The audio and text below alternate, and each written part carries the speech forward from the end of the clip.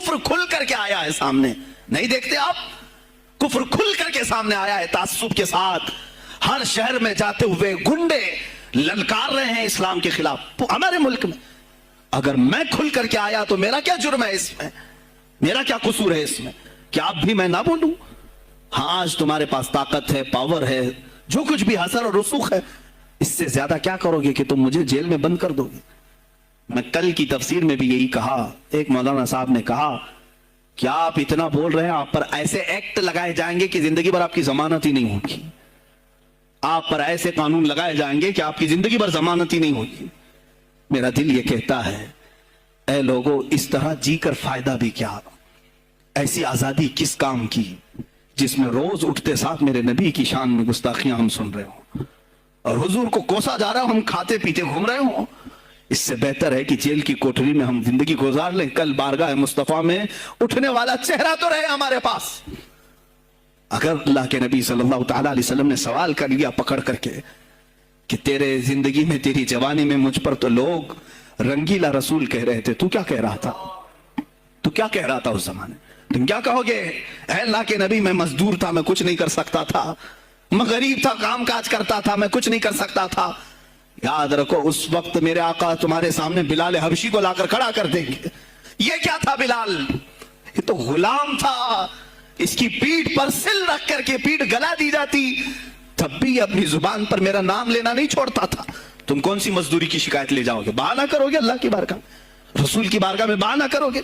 ऐ गिरोहे उलमा, तुमको अल्लाह ने मिंबर दिए हैं खिताबत के लिए, अल्लाह ने अपने रसूल का मिंबर तुम्हें दिया है, इसलिए नहीं कि तुम हुकूमत की खुशामदी करो, तुम अपने वक्त के तागूती कुव्वतों की खुशामदी करो, इसलिए नहीं, बल्कि आज तुमसे कौम मुसाफा करके हाथ चूमती है सिर्फ इसलिए कि तुम्हारी जुबान पर नाम मुस्तफा है। आज उलमा की जो इज्जत है सिर्फ इसलिए, तुम्हारी पगड़ियां, तुम्हारे जुब्बे देख करके कौम इज्जत नहीं करती, सिर्फ इसलिए इनके दिलों में तुम मचलते हो कि तुम मुस्तफा करीम की बातें करते हो। उलमा को जानना चाहिए कि तुम्हारी इज्जत नबी से वाबस्ता है। आबरूए माज़ा नाम मुस्तफा अस्त, हमारी आबरू, इकबाल ने कहा था, हमारी आबरू नाम मुस्तफा से वाबस्ता है। अगर उसी नाम को किसी ने छेड़ा तो फिर हमारा जी कर मतलब क्या है? हम किस काम के?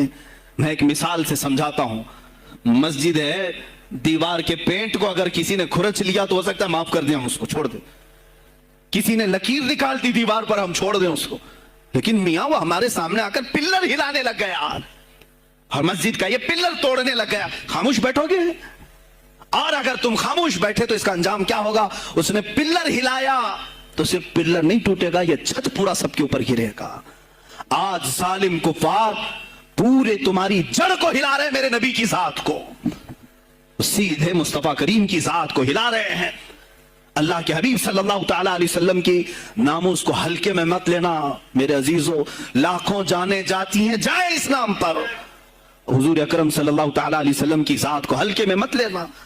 और अगर इन्होंने हिलाना शुरू किया है अगर हुजूर की जात पर, हैरत हो रही, 25,000 पोस्ट तुम में से किसने कंप्लेंट की है? साइबर क्राइम को कंप्लेंट कर सकते थे, हमारे जज्बात को ठेस पहुंचा है।